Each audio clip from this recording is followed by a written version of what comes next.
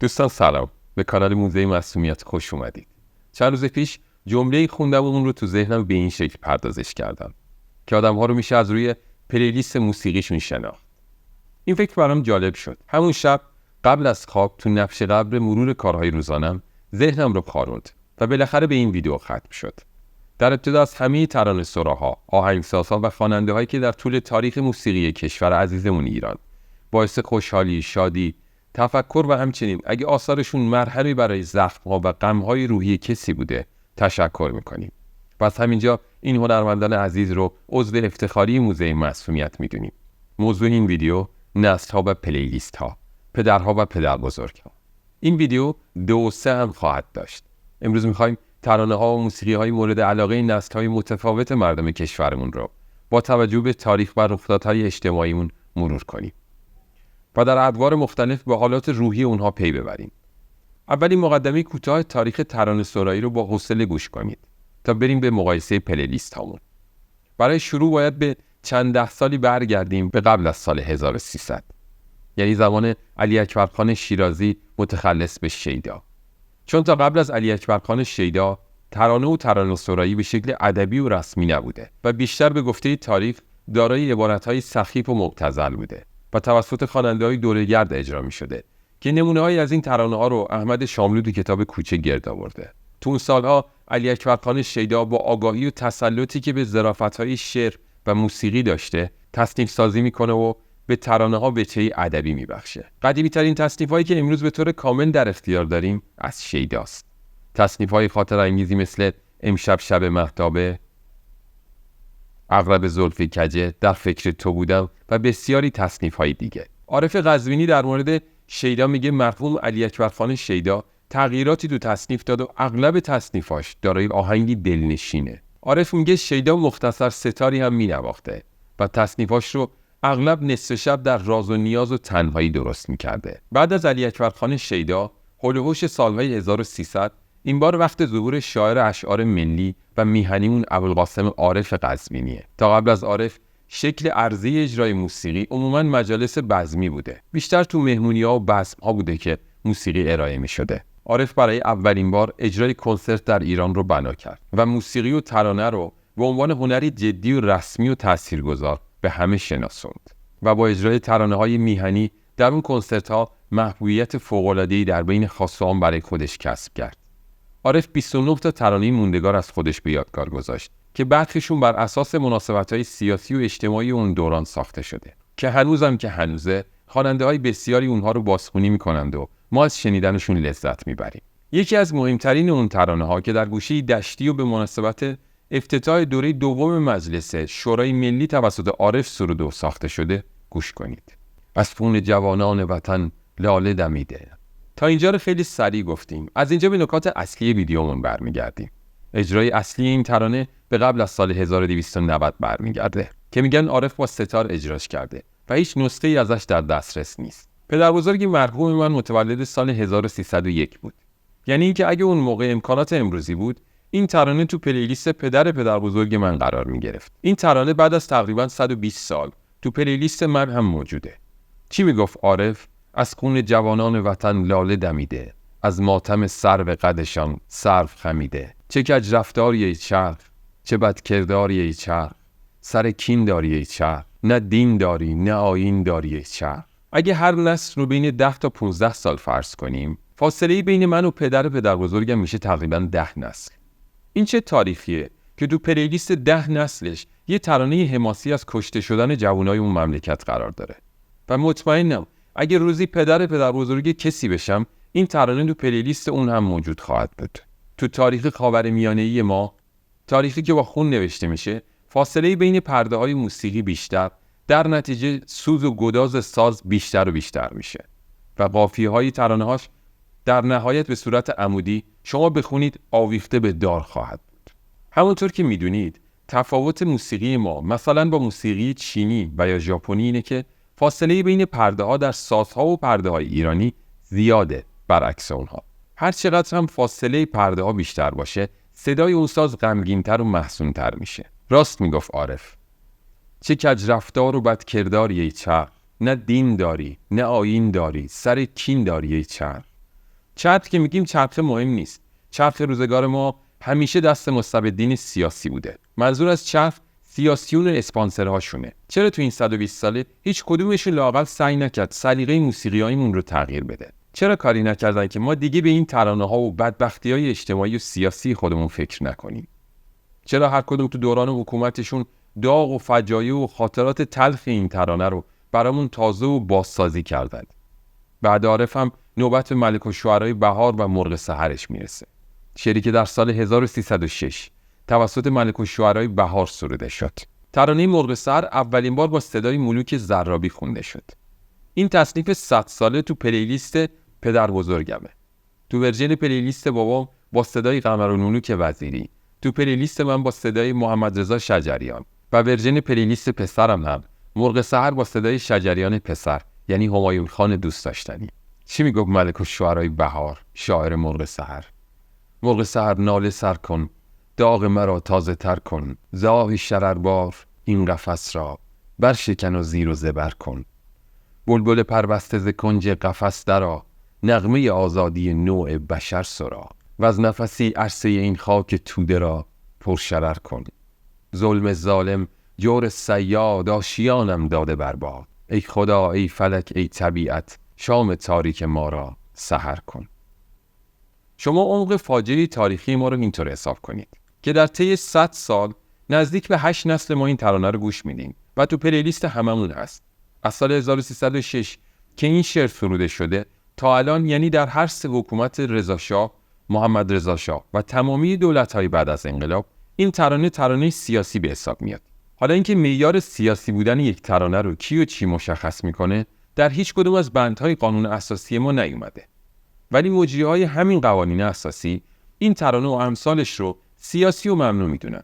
در واقع تعریف کلمه سیاست و محدوده سیاسی شدن در تاریخ معاصر ما ارتباطی مستقیم با گفتن حقیقت‌های ناگفته اجتماعیمون داره.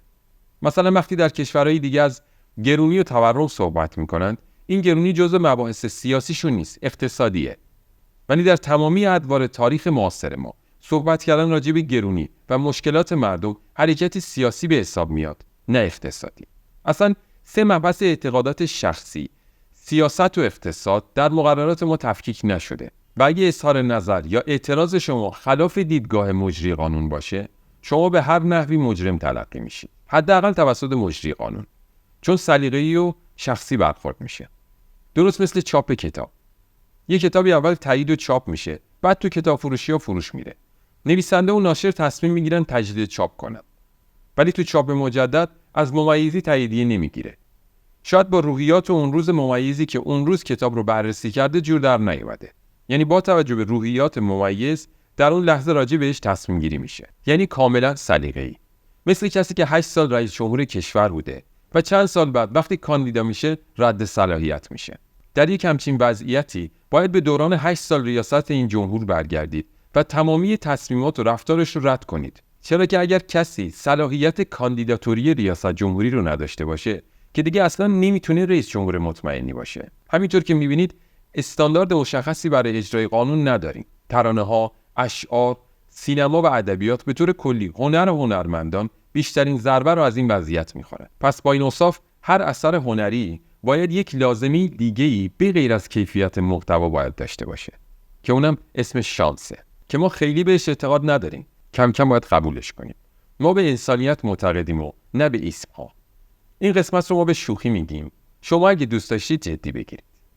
اینکه شانس بیاریم کارمند ممیز مورد نظر تو روز بررسی اثرمون، اول اینکه فکر و اعصابش راحت باشه، اگه مرد بدهکاری و قسط و خشم درونی نداشته باشه، وگرنه انتقام روزگار و نامرادش رو از اثر هنری ما میگیره.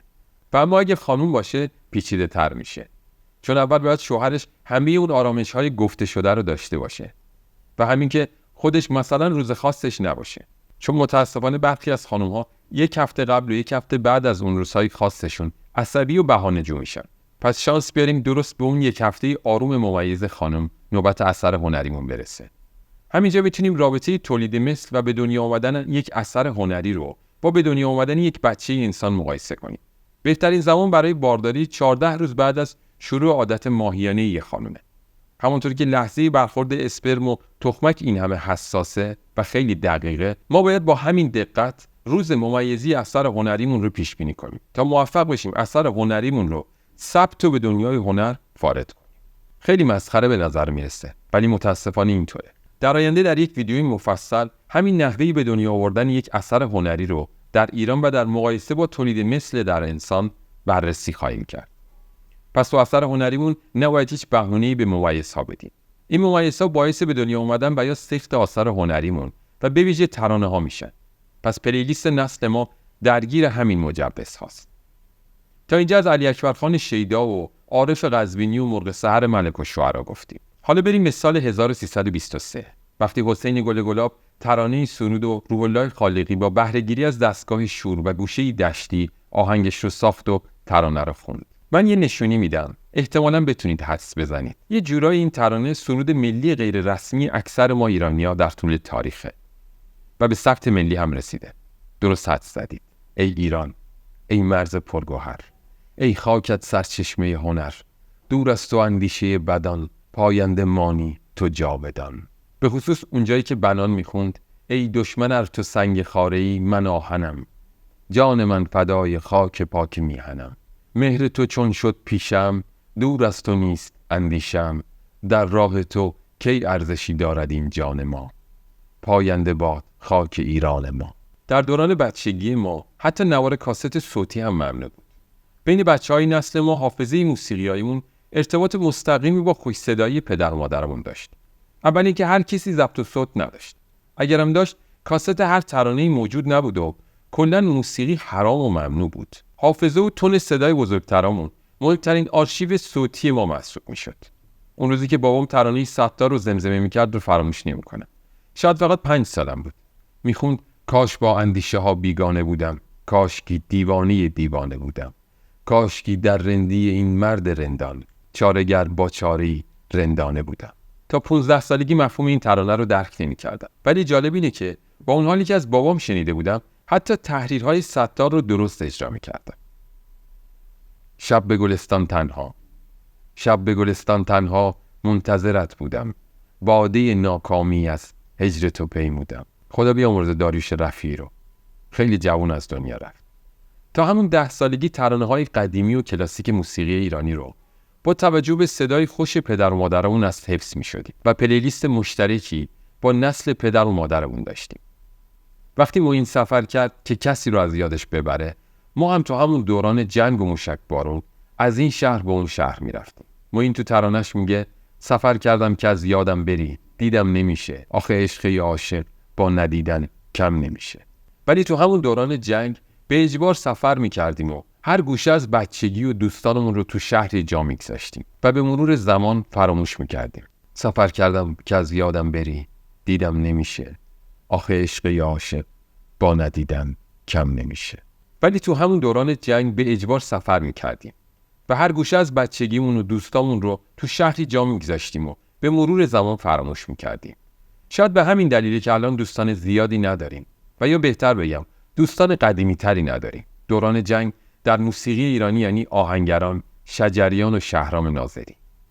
پدرم طرفدار شهرام ناظری بود و منم با شلوار کردیم و ستار شهرام ناظری اندک اندک با جمع مستان در آتش در نیستان شهرام ناظری میسوختم. تو همون سالهای بچگی ما بچه‌ها شلوار کردی میپوشیدیم و شاید کرد بودن ناظری اون رو برامون نسبت به شجریان متمایز میکرد. ولی مهمتر از این دلیل بچگونه، شعر تو تصنیف‌های شجریان فدای تکنیک بی‌بدیل استاد شجریان در اجرای دستگاه‌ها و گوشه‌های موسیقی ایرانی میشه. اون تحریرهای فراوون و طولانی و بی‌نقص شجریان من رو از فهم شعر دور میکرد. شما بچگی و کم سوادیم رو هم در این جمله ضرب کنید تا نتیجه گیری من براتون ملموس‌تر بشه. وگرنه استاد شجریان در موسیقی ایرانی تا قیام قیامت بی همتاست.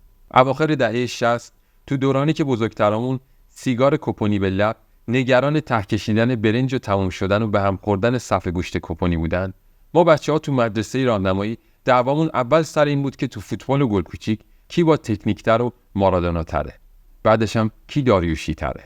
عکسای سیاه‌سفیدی که از داریوش اقبالی جلوی مدرسه‌مون قاچاقی میفروختن این ذهنیت رو در ما بچه‌ها ایجاد کرده بود که هر کی مشکی بپوشه داریوشی تره. رنگی که هیچ وقت جز محرم تنمون نمی‌کردن. و اگه تو روزای عادی کسی مشکی می‌پوشید، رسما داریوشی‌تر به حساب می‌اومد و تو اون مبحث 3-0 از بقیه بچه‌ها جلوتر بود. پلیلیست اون سال‌هامون پر از ترانه‌های داریوش و هایده و موین و گوگوش بود. ترانه‌های مشترکی اون با پدر و پدر بزرگامون فقط به این خواننده‌ها ختم نمیشه.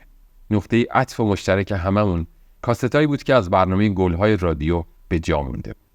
مخصوصاً اونجاش که گوینده میگفت با صدای مثلا هایده و همیرا و مهستی به موازات هم تو پلیلیست هممون بودن. تو اون سالهای عجیب معمولاً 10 دقیقه بعد از اینکه گوینده میگفت با صدای فلان خواننده خوابم میبرد. احتمالاً از بس که اون سازهای ایرانی بهم آرامش میداد و همین به آخر نرسیدن اون نوار آتش شنیدنش رو برای بار چند صدم در وجودم به وجود میومد. از اونجایی که نسل‌های قبل از ما تو سنین پایین ازدواج میکردن، فاصله سنی ما و پدر و مادرمون خیلی کم بود. بی تجربگی اونا مصادف بود با بچگی ما. به همین دلیل علاوه بر دردها و تجربه‌های مشترک، پلیلیست‌های مشترک هم داشتیم. تو شناسنامه‌هامون یه تاریخ تولد نوشته شده. ولی هممون میدونیم سن تجربیمون خیلی بیشتر از این رقم هاست. مخصوصا اگه آدرس خونمون توی یکی از کشورهای خاورمیانه باشه. پس دیدن این انقلاب و جنگ و تورم و توهم و توحش و تحریم قابل پیش بینی بوده. در واقع تو شناسنامه‌ها یا به شوخی تو گارانتیمون همه این اتفاقات پیش بینی شده بوده. ولی از اونجایی که پادشاهان زیادی مثل فتحعلی شاه داشتیم که سرخوش و مست و نخونده عهدنامه‌های گلستان و ترکمنچای غیره رو امضا کردن، ما هم به همین شکل نخونده و پیش بینی نشده به دنیا آمدیم. اما میشه گفت شاید تنها بچه کاملا مشترک اون با نسل قبلیمون همین پلیلیست موسیقی مونه. تنها چیزیه که بدون کشمکش و مخالفت میتونیم با همدیگه در میون بگذاریم و متاسفانه شاید این تنها صداییه که چند نسل به طور همزمان و هم نوا میتونیم با هم فریاد بزنیم. حتی آزادی برای نسل‌های ما تعریف متفاوتی داره و ترانه‌ها نه. این یعنی اینکه موسیقی و هنرمون، هنرمندان کارشون رو با هر ریتمی که میخواد باشه درست انجام دادن. از حافظ و مولانا و علی اکبرخان شیدا و عارف‌ها و ملک و شعراها بگیر تا اردلان‌ها و زویاها و لیلاهای کسری و ایرج‌ها و جنتی انتایی‌ها. در تاریخمون برای جهانیان 2 چیزمون دست نیافتنی بود. اولی رکورد گلزنی ملی علی دایی که اول رونالدو و 3 شب پیشم مسی بهش رسیدن. اما دومیش تا ابدالدهر دست نیافتنیه و این سحر جادویی ادبیات و شعر و کلام فارسیه که معجزه میکنه و هنوزم که هنوزه با همه اتفاقات بد تاریخی باز میتونه روحیه و طبع این مردم فارسی زبان رو لطیف و امیدوار به زندگی و آینده نگه داره. در طول تاریخ اجتماعیمون ادب بزرگترین سیستم دفاعی برامون بوده. این رو باید قبول کنیم. وقتی شخص مؤدبی در جمعمون هست، ما بی اختیار مؤدب میشیم، حتی اگه خیلی پایبند به ادب و ادبیات نباشیم. واقعا مثل خنده مصریه. شما توی هر سنی که باشید، وقتی وارد مدرسه میشید، خودتون رو مثل یک محصل احساس میکنید. تو اونجا خودتون رو مقید به انجام برخی آداب میدونید. حتی اگه خاطره خوبی از دوران تحصیل هم نداشته باشید. یه حرمتی داره مدرسه و دانشگاه و کتابخونه که حرمت و احترام رو مدیون وزارت آموزش پرورش و مدیر اونجا نیست. ما این احترام رو مدیون تمام کسایی هستیم که در طول تاریخ نامرادمون بدون چشم داشتی برامون سرودند و نوشتند و نواختند و تحریر زدند و خوندند. ما در خیلی از موارد باید ممنون بزرگان ادبی و هنریمون باشیم که در شب‌های ناامیدی و تاریک تاریخمون همیشه چراغ و کورسوی امیدی بودن واسه رهایی و روشنایی. زنده باد ادب، زنده باد ادیب و زنده باد ادبیات و هنر موسیقی. با شما این شاعران گمنام و خوشنام ادبیات ایران. با شما این نوازندگان چیره دست، گمنام و خوشنام ایران. با شما این آهنگسازای گمنام و خوشنام این سرزمین. با شما این خواننده‌های گمنام و خوشنام فارسی زبان. ما به عنوان فارسی زبانان جهان هر کدوممون به اندازه‌ای و به دلایلی همیشه درگیر و پایبند آثار شما عزیزان بودیم. با هر اعتقاد و مشکل روحی و مالی و غیره همیشه گوش به آثار شما دادیم. با افتخار به تالار پر افتخار موزه معصومیت خوش آمدید. نامتون جاوید، ایرانمون پایدار. مثل همیشه قضاوت رو به شما میسپاریم و تا ویدیوی بعدی به امید دیدار.